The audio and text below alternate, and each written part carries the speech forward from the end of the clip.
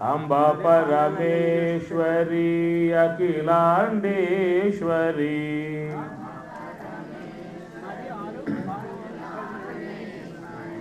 ఆది పరాశక్తి పాలయ మాం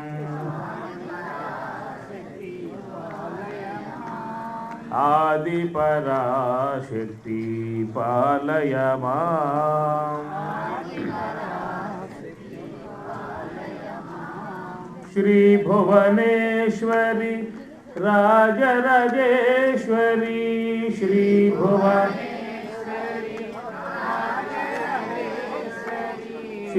భువనేశ్వరి రాజరాజేశ్వరి శ్రీ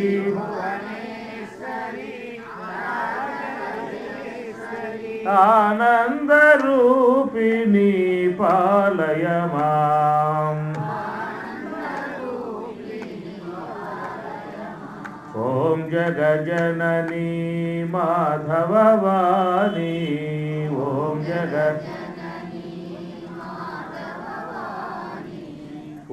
జగజననీ మాధవవాణి ఓం త్రిలోకజననీ పాలయ మాం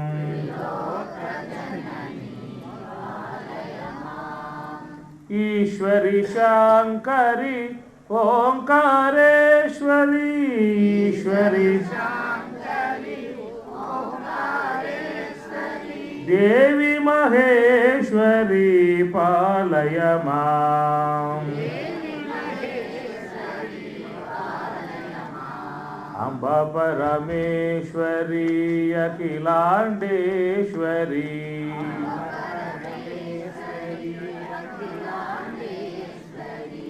ఆది పరాశక్తి పాలయ మాం ఆది పరాశక్తి పాలయ మాం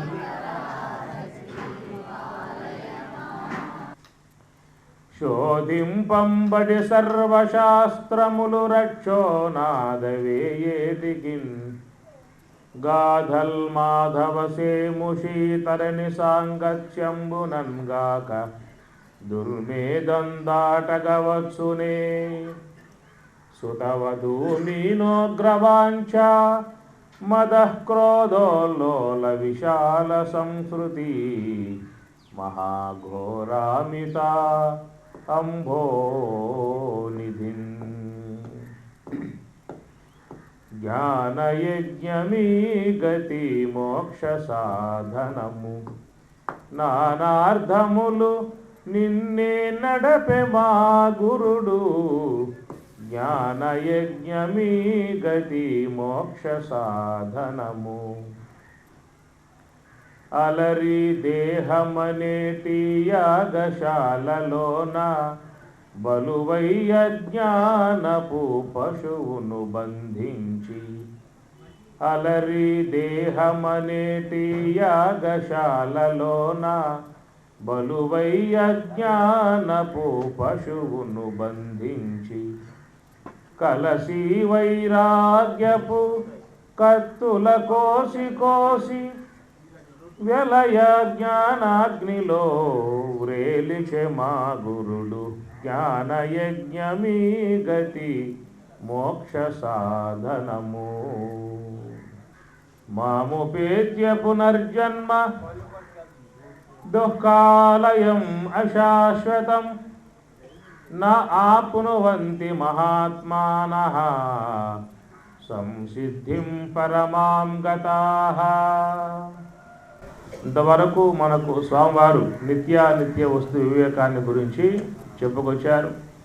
నిత్య వస్తువు బ్రహ్మము అని, అనిత్య వస్తువు ఏం చెప్పారు? దేహం. అంతేనా? నిత్య వస్తువు బ్రహ్మము, అనిత్య వస్తువు ఏం చెప్పారు? దేహం. నిన్న ఉన్నావా అంటే ఏమంటాం? నిన్న ఉన్నాను. ఈరోజు ఉన్నావా? ఈరోజు ఉన్నాను. రేపుంటావా? ఏం చెబుతారు? ఏం చెబుతారు? రేపు ఉంటావా అంటే ఏం చెబుతా? ఏమోనండి, ఉంటారో ఓడతారు. నమ్మకాలు ఏమున్నాయి? ఇంటి దాకా పోతా లేదు నమ్మకాలు లేనప్పుడు రేపు దాకా ఉంటా అని చెప్పానంటే ఉంటా అని చెప్పిన నమ్మకాలు ఏమున్నాయి? ఏముంటాయి చెప్పండి? ఉంటావా రేపు దాకా? నమ్మకాలు లేవండి అంటారు లేదా? అది ఎంత జ్ఞానం విన్నా మనలో పనిచేసేది దేహ సంబంధ భ్రాంతి. రేపు దాకా ఉంటావా అని చెప్పి అడిగితే ఏమోనండి అన్నాము అంటే దేని బట్టి చెప్పాము? దేహాన్ని బట్టి చెప్పాము, ఆత్మను బట్టి చెప్పామా? దేహము నేను అన్న భావం ఉంది కాబట్టి ఉంటాను ఓడతాను అని చెప్పాను. నేను ఆత్మనని చెప్పి అన్నట్లయితే రేపు కూడా ఉంటాను. రేపు కూడా ఆత్మకు లేమి లేదు కదా, ఆత్మ ఎప్పుడు ఉంటుంది.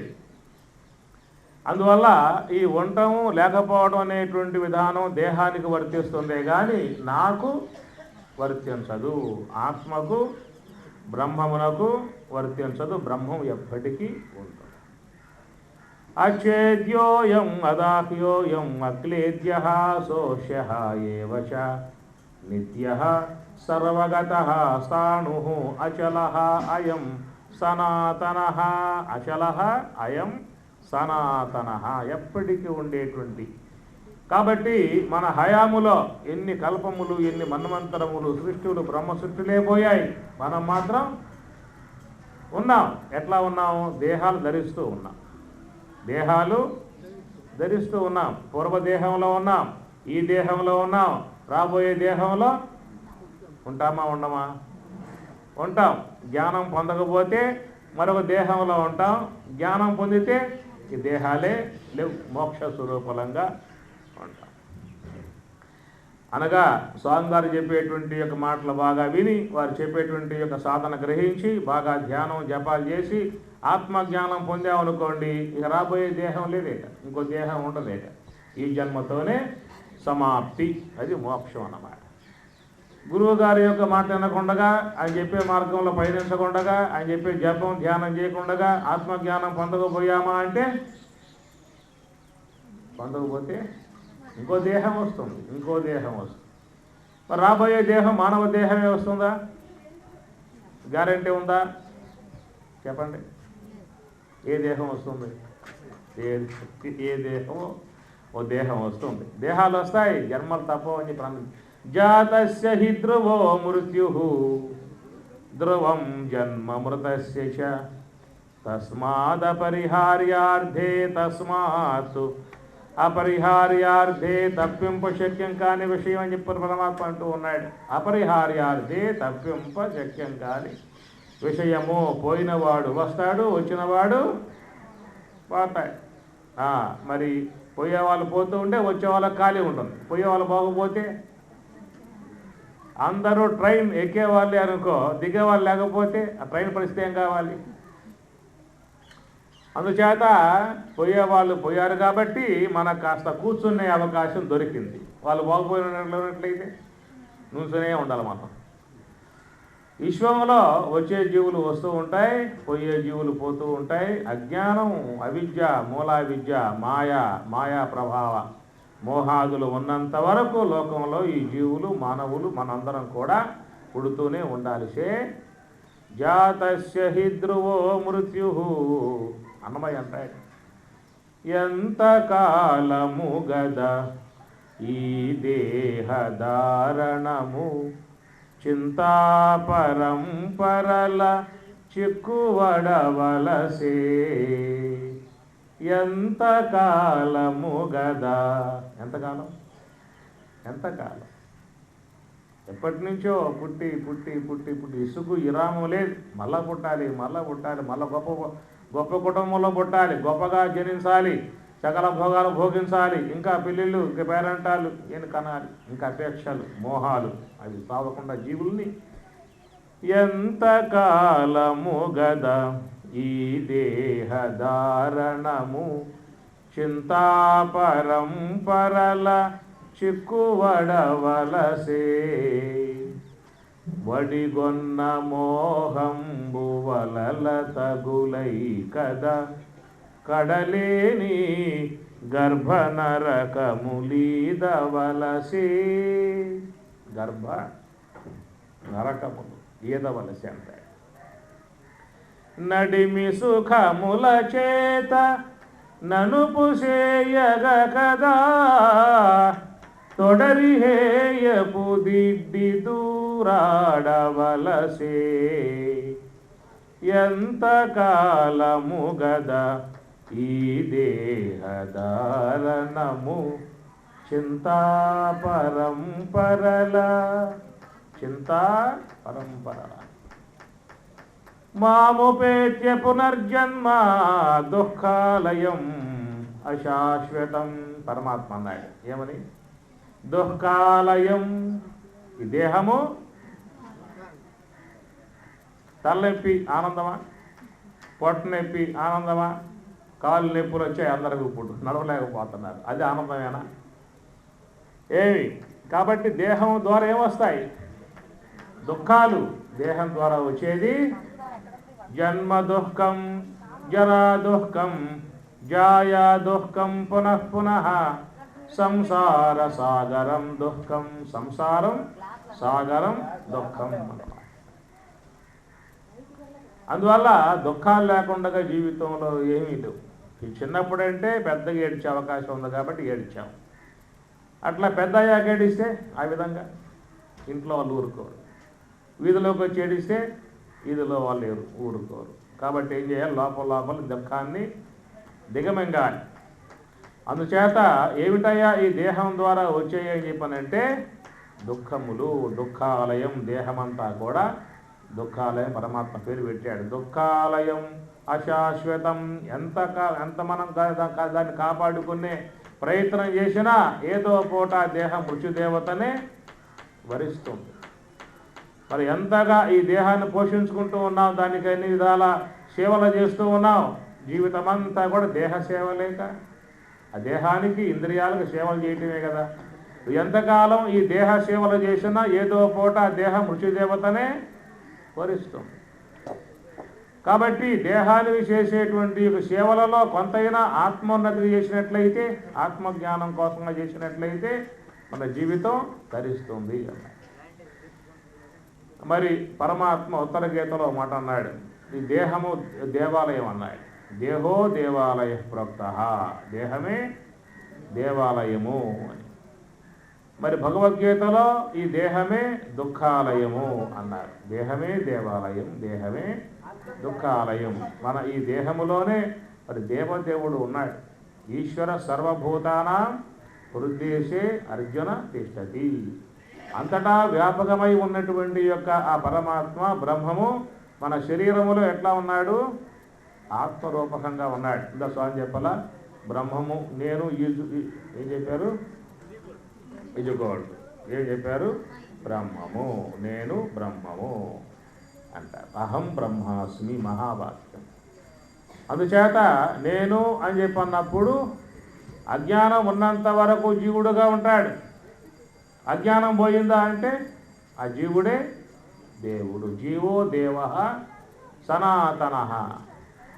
పట్టు వండిన వడ్ల గింజ, పట్టు ఓడిన బియ్యమేను. పాశబద్ధుడు జీవుడు, పాశముక్తుడు దేవుడు. ఏం చెప్పారు? అర్థమైందా? ఏం చెప్పారు? పట్టు ఉండిన వడ్ల గింజ, పైన పొర ఉంటే వడ్ల గింజ అన్నారు. ఆ పొర పోయిందా అంటే ఏమవుతుంది? బియ్యం. బియ్యం అయ్యాక వడ్ల గింజ అవుతుందా తిరిగి మళ్ళా? అట్లాగా పాశబద్ధుడు జీవుడు, పాశముక్తుడు దేవుడు. పాశం అజ్ఞానం, లోన అవిద్య. అవిద్యోపాధికో జీవ శంకరవాణి. అవిద్య అంటే అజ్ఞానం, మూలావిద్య అన్నమాట. అజ్ఞానం ఉన్నంత వరకు మనకి ఈ యొక్క జీవత్వం ఉంటుంది. ఈ జీవత్వం ఉన్నంత వరకు లోకంలో పుడుతూ చస్తూ అనేటువంటి యొక్క వ్యవహారం జీవుణ్ణి బాధిస్తూనే ఉంటుంది. ఏనాడైతే ఇటు జీవుడు మరి మహాత్ముల యొక్క ఆశ్రయంలో, ఋషి మార్గంలో, యోగి మార్గంలో, జ్ఞాన మార్గంలో, భక్తి మార్గంలో నడుస్తాడో, మహాత్ముల కృపను సంపాదించుకుంటాడో, చక్కగా లోన ఉన్నటువంటి యొక్క అజ్ఞానాన్ని జ్ఞానం ద్వారా పోగొట్టుకుంటాడో, ఆనాడు తల్లి జపం చెయ్యాలి. ధ్యానం చేయాలి, సాధన చేయాలి. సాధనమున పనులు సమకూరు ధరలోన. ఊరకే వస్తాయేమన్న లోపం ఉంది? ప్రయత్నం చేస్తే మోక్షం వస్తుంది. అప్రయత్నంగా వచ్చేదేమిటి? మృత్యువు. మృత్యువు కోసం ప్రయత్నం చేయాలా? 2 పూట్ల భోంచేస్తూ పడుకుంటూ ఉంటే మృత్యుదేవత వచ్చి అయినా టైం అయింది పదరా పోదాం అని చెప్పి అంటుంది.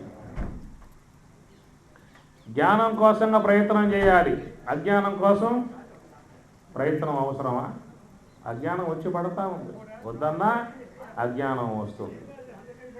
వెలుతురు కోసం, ప్రకాశం కోసం ప్రయత్నం చేయాలి. అంధకారం కోసం అయితే ప్రయత్నం అవసరమా? అంధకారం వచ్చి కూర్చుంటుంది. ప్రకాశం కావాలంటే ప్రయత్నం చేయాలి. అట్లా మోక్షం కోసంగా ప్రయత్నం చేయాలి. ప్రయత్నాత్యతమానః తు యోగి సంశుద్ధ కిల్విషః. అవి అందుచేత ప్రయత్నం ద్వారా వచ్చేది మోక్షం, కానీ అప్రయత్నంగా మోక్షం అనేది రాదు. ప్రయత్నం చేయాలి. ఏం చేయాలయ్యా? శ్రవణము, మననము, నిధిధ్యాసన, తత్వం పదార్థ శోధనము, వాసనాక్షయము, మనోనాశనం. మనోనాశనము ద్వారా జ్ఞానప్రాప్తి, జ్ఞానం ద్వారా మోక్షము. జ్ఞానాదేవత కైవల్యం అన్నారు. ఏం చెప్పాను చెప్పండి? ఏం చెప్పాను? శ్రవణము, మననము, నిధిధ్యాసన, తత్వం పదార్థ శోధనము, వాసనాక్షయము, మనోనాశనం. దాని ద్వారా జ్ఞానప్రాప్తి, జ్ఞానాదేవత కైవల్యం. జ్ఞానం ద్వారా కైవల్యం సిద్ధిస్తుంది. శ్రవణ, మనన, నిధిధ్యాసన ఆత్మావారే ద్రష్టవ్య, శ్రోతవ్య, మంతవ్య, నిధిధ్యాసితవ్య అని యాజ్ఞవల్కి బోధిస్తాడు. ఎవరికి? తన భార్యకు మైత్రేయికి బోధిస్తాడు. తన భార్యకే బోధించాడు యాజ్ఞవల్కి. మరి ఉపనిషత్తులో ఆత్మావారే ద్రష్టవ్య, ఓ మైత్రేయి, ఆత్మావారే ద్రష్టవ్య, ఆత్మజ్ఞానం పొందాలంటే అని అన్నారు. ఏం చేయాలి? శ్రోతవ్య, మంతవ్య, నిధిధ్యాసితవ్య అంటాడు. శ్రోతవ్య అంటే బాగా వినాలి. బ్రహ్మ విద్య బాగా వినాలి. బాగా వినాలా? తినాలా? తినాలా? వినాలి. మరి బాగా ఎట్టున్నారా? తింటున్నారా?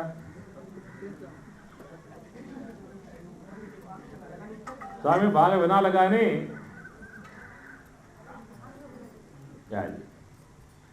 అందుచేత మనం తింటే దేహానికి చెందుతుంది, వింటే మనస్సుకు వస్తుంది. విన్న జ్ఞానం అంతా మనస్సులో ఉంటుంది, మనతో ఉంటుంది. మనలో ఉన్నటువంటి యొక్క దేహాన్ని ఏమంటారు? సూక్ష్మదేహం అంటారు. ఇది స్థూల దేహం, ఫిజికల్ బాడీ. ఇన్నర్ బాడీ లోపల ఉంటుంది ఒకటి, దాని సూక్ష్మదేహం అంటారు. సూక్ష్మదేహం అన్న మనస్సు అన్న ఒకటే. అనగా 19 తత్వాలతో ఉండేటువంటి సూక్ష్మదేహం. ఏకోనవింశతి ముఖః అని చెప్పి అన్నది మాండూక్యోపనిషత్తు. ఏకోనవింశతి ముఖః, ఏకోన వింశతి, వింశతి 20, 1 తక్కువ 20 అంటే 19 అన్నమాట. జ్ఞానేంద్రియములు, కర్మేంద్రియములు, ప్రాణవాయువులు, మనస్సు, బుద్ధి, చిత్తము, అహంకారం మొత్తం చేరినాయి 19 తత్వాలు.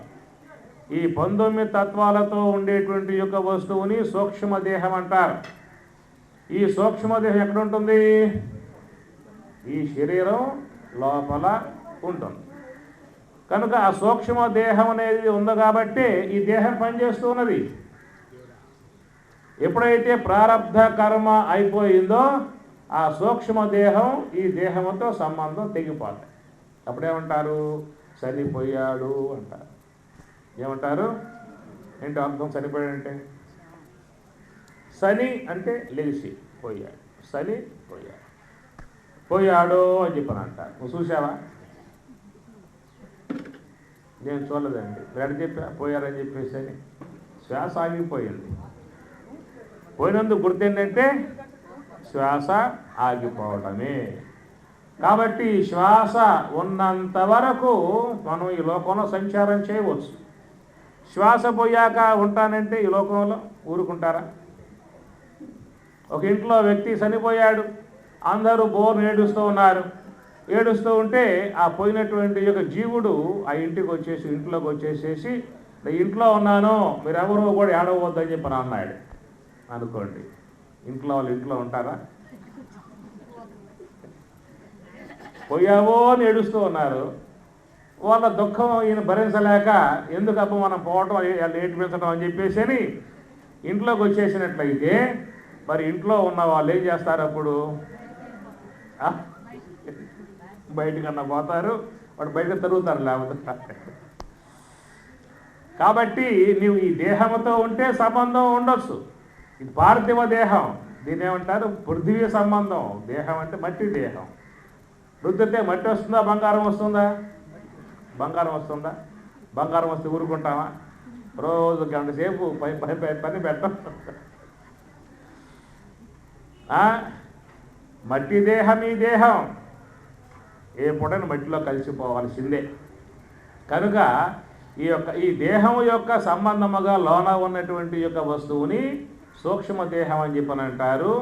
ఆ సూక్ష్మదేహములో ఉన్నటువంటివి మన సంపదలు. స్థూల దేహముతో ఉన్నటువంటి మన సంపదలుగా ఇప్పుడు బ్యాంకులు డబ్బు పెట్టారు, మరి ఆ డబ్బు స్థూల దేహం యొక్క పేరుతో ఉంటుందా, సూక్ష్మదేహం పేరుతో ఉంటుందా? ఏ పేరుతో ఉంటాయి? ఒక ప్లాట్ కొన్నారు, ఆ ప్లాటు సూక్ష్మదేహం పేరుతో ఉంటుందా, స్థూల దేహ పేరుతో ఉంటుందా? ప్లాటు కొను, పొలం కను, బ్యాంకులో పెట్టు, ఎక్కడైనా పెట్టు, అన్నీ కూడా ఈ దేహ సంబంధం పేరుతో ఉండేటువంటివే. ఈ దేహం పడిపోయిందా అంటే అన్నీ పోతాయి. కానీ సూక్ష్మ దేహంలో ఏముంటాయి? జ్ఞానం అనే సంపద ఉంటుంది, పుణ్యం అనే సంపద ఉంటుంది. పాపం సంపాదించుకుంటే పాపం అనే సంపద. గుర్తుపెట్టుకోండి, 2 దేహాలు ఉన్నాయి, వాటి పేర్లు ఏమిటి? వింటున్నారా? టైం అయిపోవచ్చు. 2 దేహాలు ఉన్నాయి మనకి. ఒకటేమో స్థూల దేహం, ఒకటేమో సూక్ష్మదేహం. 19 ముఖ మండుతోంది మాట. అయ్యా, మొత్తం 19 తత్వాలతో ఉన్నటువంటి యొక్క ఆ సూక్ష్మదేహము ఎట్లా ఉందయ్యా అని చెప్పనంటే అది సూక్ష్మముగా లోపల ఉన్నది. అది ఉంటేనే మనం వినేది, తినేది, కనేది, వ్యవహరించేది. ఎవరమ్మా అక్కడ బయట? అమ్మగారులు స్వామి చెప్పాలా? యక్షుషా న పశ్యతి ఏన చక్షుంసి పశ్యతి తదేవ బ్రహ్మత్వం విద్ధి నేదం యదిదముపాసతి. యక్షుషా, ఏ చక్షురేంద్రియం స్వయంగా చూడలేదు. చూడాలంటే ఆత్మ చైతన్యం ఉండాలి. అందుచేత ఆ చక్షురేంద్రియము, శ్రోత్రము, త్వక్కు, చక్షువు, జిహ్వ, గ్రాణం, ఎన్ని జ్ఞానేంద్రియాలు, కర్మేంద్రియములు, అంతరేంద్రియములు, ఈ సమూహముతో ఉండేటువంటి యొక్క వస్తు స్వరూపాన్ని సూక్ష్మదేహం అని చెప్పని అంటారు. మరి యముడు వచ్చి యమపాశాన్ని వేసేది స్థూల దేహానికా, సూక్ష్మదేహానికా? స్థూల దేహానికి యమపాశం తీసుకుపోతాడా యమలోకానికి? దేనికి వేస్తాడు? యమపాశం. ఆత్మకి వేస్తాడు యమపాశం. సూక్ష్మదేహం యముడు పట్టుకుపోయేది స్థూల దేహమా, సూక్ష్మదేహమా? స్థూల దేహం పట్టుకుపోయేట్లయితే మనకి ఈ బాధ ఉండేది కాదు. మరి యమపాశం ఆత్మకి వేస్తాడా? ఆత్మ దేనికి అంటది, దేనికి చెక్కదు. ఆత్మకు నాశనమే లేదు. అచ్ఛేద్యోయం అదాహ్యోయం అక్లేద్య అశోష ఏవచ నిత్య సర్వగత స్థాణు అచల అచల అయం సనాతన. పరమాత్మ అంటాడు, అది నశింపబడదు, కాల్పబడదు, దహింపబడదు, నరకబడదు. నిత్య స్వరూపం ఆత్మ. ఆత్మకు యమపాశం వేయుడు. ఈ దేహానికో దీనికి యమపాశం వేయుడు. దేనికి వస్తాడు? సూక్ష్మదేహం. కాబట్టి ఆ సూక్ష్మదేహం అనేటువంటి యొక్క వస్తువే స్వర్గలోకానికి పోయినా, నరకలోకానికి పోయినా, భూలోకానికి వచ్చినా ఏది వస్తుంది చెప్పండి? అర్థమవుతున్నాయి మాటలు? భూలోకానికి వచ్చావు, ఈ పార్థివ దేహం ధరించావు, ఏమి మనిషిగా జీవిస్తూ ఉన్నావు. ఏమి ఈ దేహముతో పుణ్యం సంపాదించుకున్నావు అనుకో, ఆ పుణ్య విశేషముతో ఆ సూక్ష్మ దేహం పుణ్య ప్రకాశంగా ఉంటుంది కాబట్టి దేవతా దేహాన్ని పొందుతుంది. అడగబోయాక దివ్య దేహాన్ని పొందుతుంది కాబట్టి దేవతా రూపాలుగా అక్కడ ఉంటారు ఆ లోకాలలో.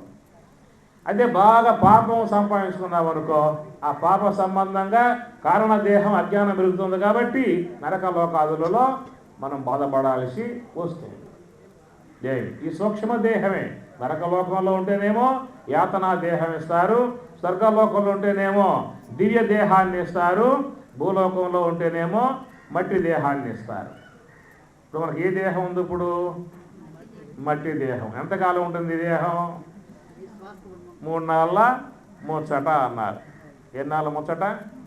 3 నాళ్ళ అంటే బాల్యం ఒక ముచ్చట, యవ్వనం రెండవ ముచ్చట, వృద్ధాప్యం అది ముచ్చటేనా? వృద్ధాప్యం కూడా ముచ్చటేనా? ఇప్పుడు బాల్యం అంటే మరి ఆ పసిబిడ్డ పారాడుతూ ఉంటుంది, నడుస్తూ ఉంటుంది, గెంతుతూ ఉంటుంది, బోసి నవ్వుతూ ఉంటుంది. కాబట్టి ఇంట్లో తల్లికి ఆనందం, బిడ్డల తండ్రికి ఆనందం, తాతకి ఆనందం, నానమ్మకి ఆనందం. ఆ పసిబిడ్డ నవ్వుతూ ఉంటుందిగా, పారాడుతూ ఉంటుందిగా, ఆ బోసి నవ్వుతో మాట్లాడుతూ ఉంటుందిగా, ఆ బుడ్డి బిడ్డ అడుగులు వేస్తూ ఉంటే అవన్నీ ఇంట్లో అందరికీ కూడా అది ఒక ముచ్చటగా ఉంటుంది, ఆనందంగా ఉంటుంది. వాడు గంతేస్తూ ఉంటే, చిందేస్తూ ఉంటే కదా, అది ఒక ముచ్చట. ఎవరికి? ఆ పసిబిడ్డను చూస్తూ ఇంట్లో వాళ్ళంతా కూడా ఆనందపడతారు కాబట్టి అదొక ముచ్చట. యవనావస్థ వస్తే అది వాడికి ముచ్చట. ఇంద్రియ వికాసం వస్తుంది కాబట్టి క్యాప్ దువ్వి ప్యాంట్ వేసి షర్ట్ వేసి జమ్మున పోతా డబ్బులు తీసుకొని కారు మీద వాడి సినిమాలు, షికారులు, స్నేహితులు, వాడు వ్యవహారం వాడిది అప్పుడే.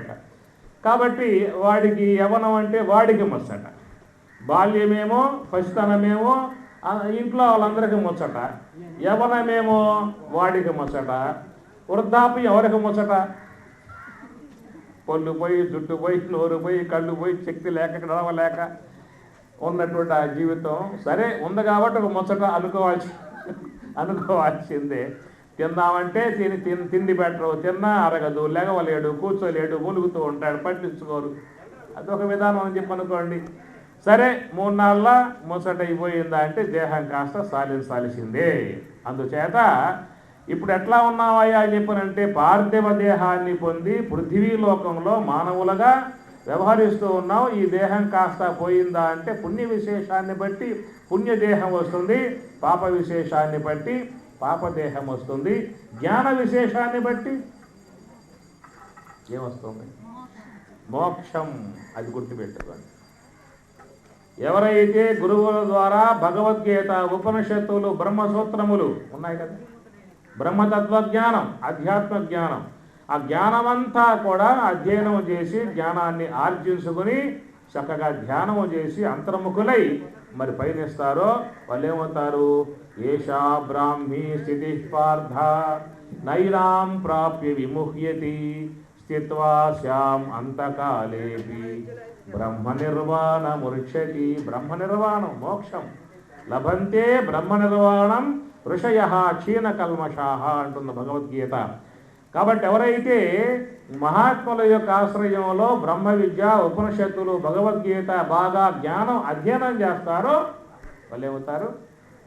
ఆ జ్ఞానము ద్వారా అనేక జన్మలుగా ఉన్నటువంటి యొక్క పాప రాశి అంతా కూడా కాలిపోతుంది. జ్ఞానాగ్ని దగ్ధ కర్మాణం తం ఆహుః పండితం బుధాః అన్న పరమాత్మ గీతలో. యస్య సర్వే సమారంభాః కామ సంకల్పవర్జితాః జ్ఞానాగ్ని దగ్ధ కర్మాణం తం ఆహుః పండితం బుధాః అన్నాడు. అనేక జన్మలుగా సంపాదించుకుంటూ వచ్చేటువంటి యొక్క ఆ కర్మంతా నశింపజేసుకోవాల్సింది ఈ లోకంలోనే, స్వర్గలోకంలో కాదు. స్వర్గలోకంలో దివ్య భోగాల్లో మునిగిపోతావు, నరకలోకంలో ఆడ ధ్యానం చేస్తావా? ధ్యానం చేసుకుని ఇస్తారు వాళ్ళు. ఏమన్నా ఏమో పట్టుకు బాగుతూ ఉంటారు. ఏం ధ్యానం చేస్తా? అందువల్ల నీకు భూలోకంలోనే మహాత్ములు, యతీశ్వరులు, సాధువులు, సన్యాసులు, పరివరాజకులు, విద్వసత్తములు, ఋషిమండలి, యోగి పుంగవులు, భగవద్గీత, ఉపనిషత్తులు, బ్రహ్మసూత్రములు ఎక్కడున్నాయి? ఇక్కడ ఉన్నాయి, భూలోకంలో. ఇక్కడ తరించాలే కానీ ఆడకపోయి తరిస్తానంటే కుదరదు. దేవతలు కూడా తరించాలంటే భూలోకాన్ని రావాల్సిందే అన్నమాట. కాబట్టి ఆ నరకలోకంలో పాప సంబంధ యాతనలు, స్వర్గలోకంలో దివ్య సంబంధ భోగాలు, పుణ్య సంబంధ భోగాలు. ఆ పుణ్య పాపాల యొక్క మిశ్రితమే మానవ దేహం. కాబట్టి ఈ మానవ దేహంలో ఉండగానే ఇహైవ ఫలమశ్నుతే అంటుంది గీత. ఇహైవ ఇక్కడే శక్నోతి హైవ యస్సోఢం ప్రాక్ శరీర విమోక్షణాత్ అంటుంది గీత. ప్రాక్ శరీర విమోక్షణాత్. ప్రాక్ అంటే పూర్వం. దేనికి? శరీర విమోక్షణాత్, దేహం వదలటానికి పూర్వమే అంటారు పరమాత్మ. వదిలేక కాదు. చనిపోయాక మోక్షమా, బతికుండగా మోక్షమా? అది జీవన్ముక్తావస్థ.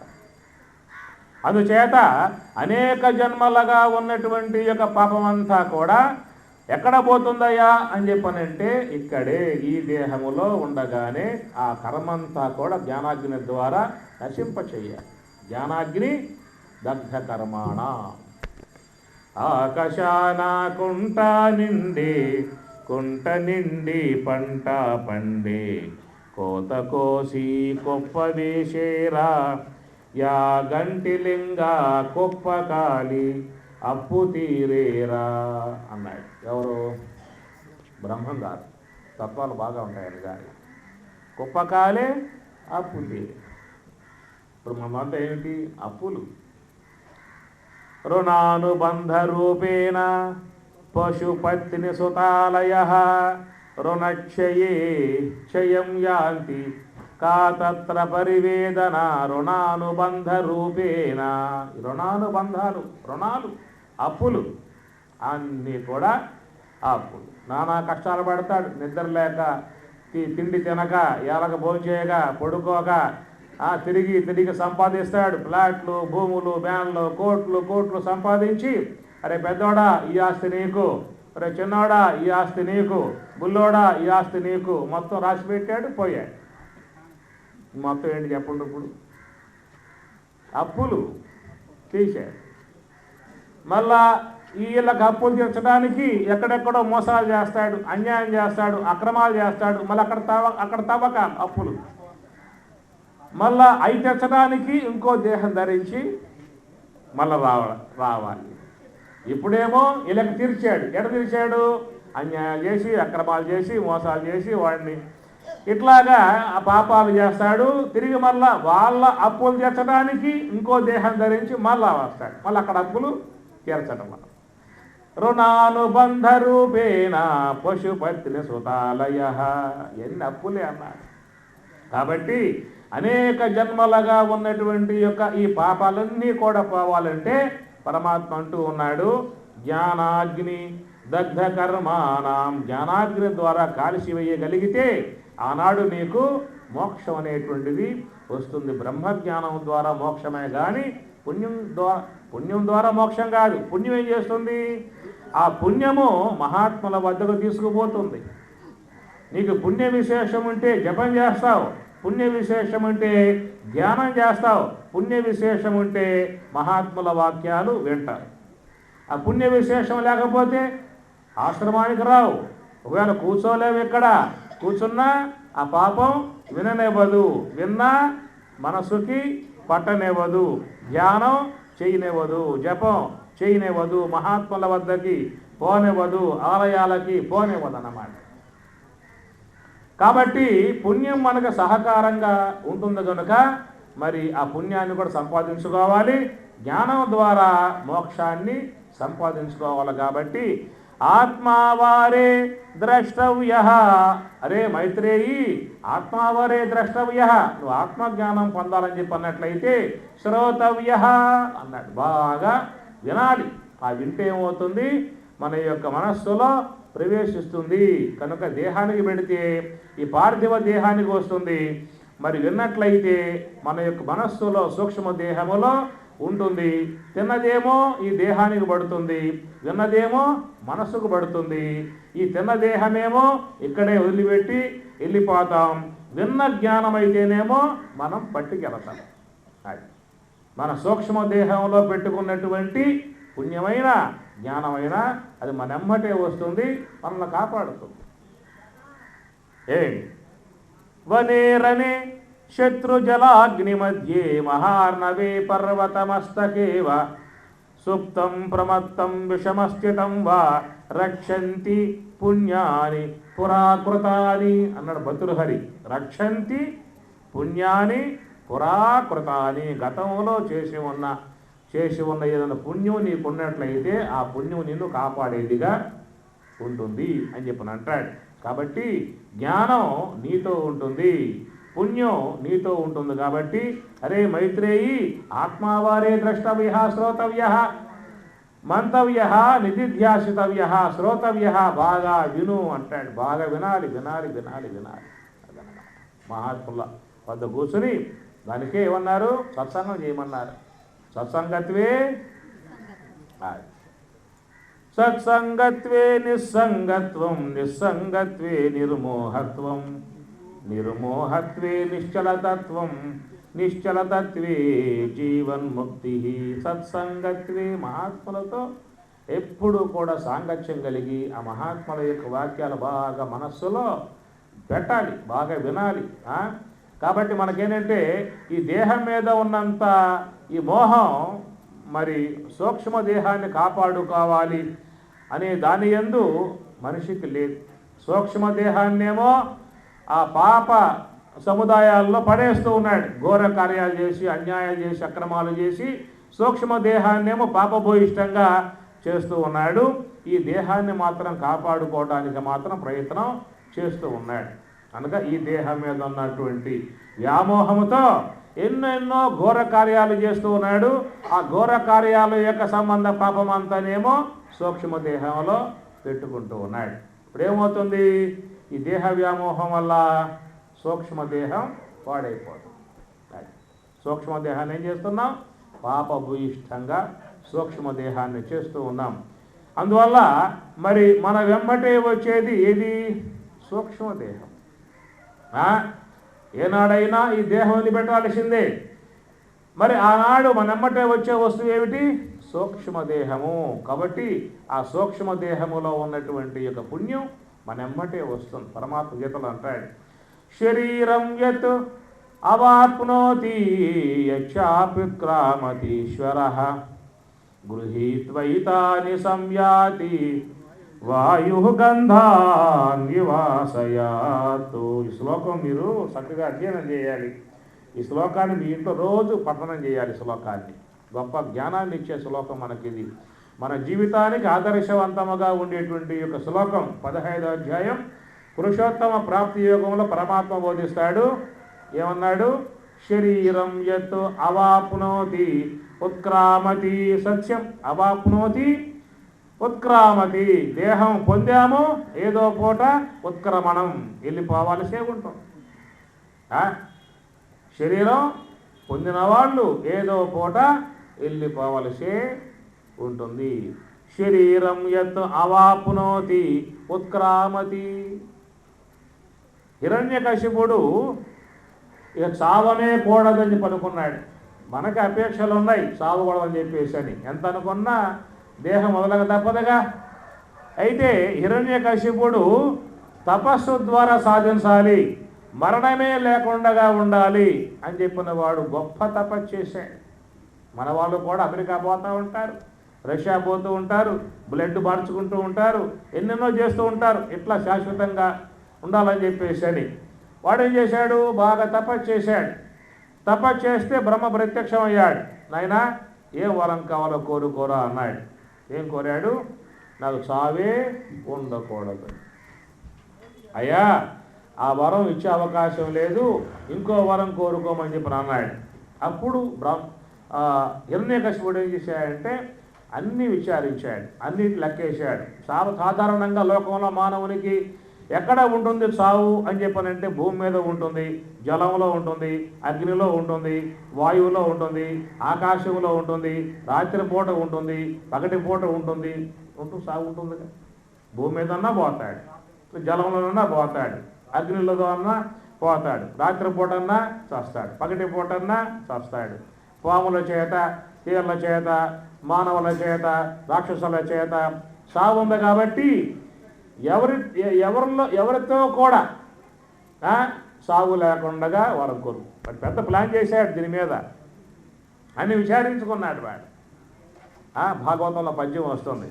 గాలిన్ కుంభిని అగ్ని అంబువల ఆకాశస్థలిన్ దిక్కులన్ రేలన్ ఘస్రములన్ తమ ప్రబల భూరిగ్రాహ రక్షో మృగ వ్యాలాదిత్య నరాది జంతు కలహ వ్యాప్తిన్ సమస్త శస్త్ర అస్త్రశస్త్రాలిన్ మృక్షువు లేని జీవనము లోకాదీశ విప్పింపవే కోరాడు వాడు.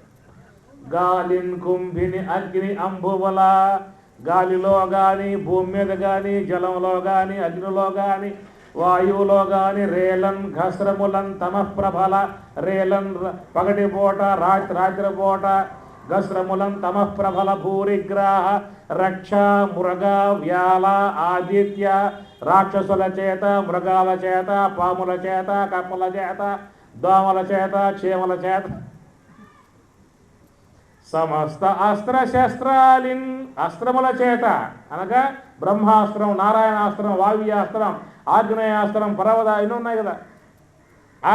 అస్త్రముల చేత, శస్త్రముల చేత, కత్తుల చేత, బల్లెల చేత, కొడవల చేత, గొడ్డల చేత, ఇవన్నీ అస్త్రశస్త్రములు. అస్త్రములంటే మంత్రపూరితం, శస్త్రములంటే గొడ్డళ్ళు, కత్తులు ఇవన్నీ కూడా శస్త్రములు. ఏటితో కూడా సాగు లేకుండా వరం నాకు ఇస్తే చాలని చెప్పని అన్నాడు. బ్రహ్మేమన్నాడు? తదాస్తు, అట్లాగే అన్నాడు. ఇంకా ఉన్నాడా ఇప్పుడు దాకా? అప్పుడే పోయాడు. కాబట్టి ఎన్ని ప్లాన్లు మనం చేసుకున్నా ఆ మృత్యు ఉన్నది, అది కూడా ప్లాన్ చేసుకుంటుంది.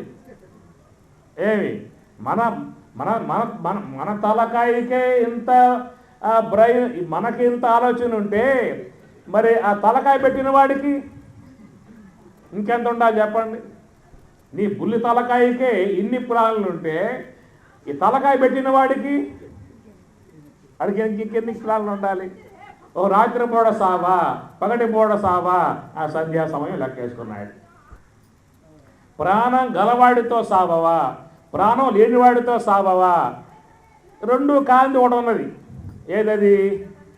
నఖములు, గోళ్ళు ఉన్నాయి కదా. ఇవి ప్రాణం ఉన్నాయా అంటే అట్లా గిల్లితే నొప్పి ఉంటుందా? ప్రాణం లేదందామా? పెరుగుతూ ఉన్నాయిగా. అది ప్రాణం ఉన్నవి కాదు, ప్రాణం లేనివి కావు. ఆయన టిక్ చేసుకున్నాడు. ఇట్లా వీడి ప్లాన్ వీడిది, ఆయన ప్లాను ఏమి? శరీరం యత్ అవాప్నోతి ఉత్క్రామతి. వచ్చావా అంటే పోవాలి. అయితే ఎందుకు వచ్చావో, దేనికోసం వచ్చావో, ఏం చేసుకొని వచ్చావో, ఏం చేసుకుంటే ఆ జీవితం తరిస్తుందో, నీ జన్మ విధానం. పరమాత్మ ఆయువు ఇచ్చాడు దేహానికి, కొంతకాలం భూమి మీద ఉండరా అని చెప్పి అన్నాడు. పంపించినప్పుడు ఏం చేసుకోవాలో విషయాన్ని మహాత్ములు బోధిస్తున్నారు, సాధువులు ఉన్నారు. నీకు ఆ విషయం తెలియదు, మహాత్ములు బోధిస్తారు. భగవంతుడు మరి వేదాన్ని ఇచ్చాడు, గీతను ఇచ్చాడు, ఎంతో జ్ఞానం ఉన్నది. కాబట్టి మనం ఆ జ్ఞానమంతా కూడా అధ్యయనం చేయాలి. జీవితాన్ని సార్థకం చేసుకోవడానికి ఆ మార్గంలో పయనించాలి. కానీ నేను 1000 ఏళ్ళు ఉంటా, 2000 ఏళ్ళు ఉంటా, 1000 ఉంటా, ఏం చేయబోతావు చెప్పి. ఇంకా ఎవడో ఒక వ్యక్తి తపస్సు చేశాడు, బ్రహ్మ ప్రత్యక్షమయ్యాడు. ఏం వరం కావాలో కోరుకోరా అని చెప్పనంటే నాకు చావే ఉండకూడదు అన్నాడు. చాలామందిలో ఈ కోరిక ఉన్నది, ఎట్లాగే ఉండాలి. సావంటే భయం. చెప్పండి, ఎవరు లేదు? సావంటే భయం. కాబట్టి వాడు ఏం చేశాడు? నాకు చావే వరం కోరుకున్నాడు. సరే, బ్రహ్మ ఇచ్చేశాడు. ఆ తర్వాత కొంతకాలం దేహంతో బాగానే జీవించాడు. ఆ శరీరానికి వృద్ధాప్యం అనేది వచ్చింది. వాడు ఇంకో విషయం కోరుకోవాల్సిందన్నమాట. సావు లేదని చెప్పిన భావంతో పాటు యవనంగానే ఉండాలి అని కోరుకుంటే బాగుండేది. అది వాడు కోరుకోవాలా, సావు లేకుండా ఉండాలి అన్నాడు. ఆ తర్వాత ఏమైంది? యవనం పోయింది, కౌమారం పోయింది, వృద్ధాప్యంలో పడ్డాడు. కళ్ళు పోయాయి, పళ్ళు పోయాయి, జుట్టు పోయింది, ఆ శరీరం అంతా కూడా ముడతలు పడింది, నడవలేడు, కూర్చోలేడు, తినలేడు, తిరగలేడు. చివరి కనిపించిన వాడికి ఈ బతకడం కంటే చావటం మేలు అనుకున్నాడు. కానీ చావు వస్తేగా వాడు వరం కోరాడే, ఏమని? చావు లేకుండా. చివరికి వాడికి ఆ బతకలేక, ఆ బతుకు వాడికి ఎలాంటి విధానంగా సుఖం లేక నిరంతరంగా ఆ జర్జితముతో, వృద్ధాప్యముతో వాడు నానా బాధలు పడుతూ, నానా రోగాలకు గురయ్యి, నానా ఆసుపత్రులు తిరుగుతూ, నానా పోట్లు బడిపించుకుంటూ అవస్థలు పడుతూ వాడు చనిపోవాలని చెప్పిన ఉద్దేశంతో కొండపైంచి దూకాడు. అయినా సావల. అగ్నిలో దూకాడు, సావు రాల. ఎందువల్ల రాలా? వాడు వరం కోరుకున్నాడు. కాబట్టి ఉన్నది మృత్యువుని దేవత అన్నారు. మృత్యు దేవత. ఏం చేస్తున్నా దేవత? పాత సొక్క తీసేస్తుంది, కొత్త సొక్క నీకు ఇస్తుందన్నమాట. అనగా అందుచేత మృత్యువు రాకుండా ఉంటామని చెప్పి కుదిరే వ్యవహారం కాదు. జాతస్య హి ధ్రువో, పరమాత్మ ఏమన్నాడు? ఉత్క్రామతి శరీరం యత్ అవాప్నోతి ఉత్క్రామతి అన్నాడు. అయితే ఆ ఉత్క్రమణం, ఆ పోయే రోజు ఎట్లా పోతాము అని చెప్పనంటే వాయు గంధ నివాసయాత్ అన్నాడు. మాట, మంచి మాట ఇది. ఈ శ్లోకం మీకు 15వ అధ్యాయ పురుషోత్తమ ప్రాప్తిలో మధ్యలో వస్తుంది. ఈ శ్లోకం బాగా కంఠస్థం చేయండి. శ్లోకాన్ని మీరు మంచి జ్ఞానం కలుగుతుందన్నమాట. ఏమిటా జ్ఞానము అని చెప్పనంటే ఉత్క్రమణం. ప్రతి ఒక్క వ్యక్తి ఇక్కడి నుంచి పోవాల్సిందే, కన్ఫామ్ టికెట్. పొద్దున చెప్పుకున్నాం మన విషయాన్ని, వెయిటింగ్ కాదు, కన్ఫామ్. అందుచేత ఆ పోయే రోజున ఎట్లా పోతాము అని చెప్పనంటే వాయు గంధాన్యవాసయాత్. ఏ ప్రకారముగా ఆ వచ్చేటువంటి యొక్క ఆ గాలి అక్కడ మల్లెపూలు, చామంతి పూలు పుష్పించి బాగా ఉంటే ఎట్లా ఆ సుగంధాన్ని ఆ గాలి పట్టుకొస్తుందో అర్థమైందా? ఏం పట్టుకొస్తుంది? దుర్గంధం పట్టుకురాదా? దుర్గంధం పట్టుకురాదా? సుగంధం ఉంటే సుగంధం పట్టుకొస్తుంది, దుర్గంధం ఉంటే దుర్గంధం పట్టుకొస్తుంది. ఇది పరమాత్మ చెప్పాడు. ఏమని? నువ్వు ఈ జీవితంలో వివేకం కలిగి, విజ్ఞానం కలిగి, మహాత్ముల యొక్క ఆశ్రయంలో చక్కగా జ్ఞానం సంపాదించుకున్నావనుకో, ఆ జ్ఞానం నీతో పాటు వస్తుంది. ఎట్లా గాలి అమ్మంటే ఆ సుగంధం వచ్చిందో నీతో పాటు ఆ జ్ఞానం వస్తుంది. పుణ్యం సంపాదించుకున్నావా, ఆ పుణ్యం వస్తుంది. వివేకం లేక, విజ్ఞానం లేక, మహాత్ముల యొక్క వాక్యముల పట్ల విశ్వాసం లేక పాప కార్యాలు చేశామా, ఏమవుతుంది? ఆ పాపమే మన వెంబటే వస్తుంది. కాబట్టి మనం ప్రయత్నపూర్వకంగా మహాత్ముల యొక్క ఆశ్రయంలో జ్ఞానం బాగా సంపాదించుకుంటే ఆ జ్ఞానం మనల్ని కాపాడేదిగా ఉంటుంది. శరీరం యత్ అవాప్నోతి యక్షాప్యుక్రామతీశ్వరః గృహీత్వైతాని సంయాతి వాయు గంధాన్ ఇవాసయాత్. అలాంటి జ్ఞానాన్ని, పుణ్యాన్ని మహాత్ముల యొక్క కృప, దైవ కృప సంపాదించుకుని చక్కగా ధ్యానం చేస్తూ, జపం చేస్తూ తరింతుడుగాక అని చెప్పని కోరుకుంటూ, హరి ఓం తత్సత్.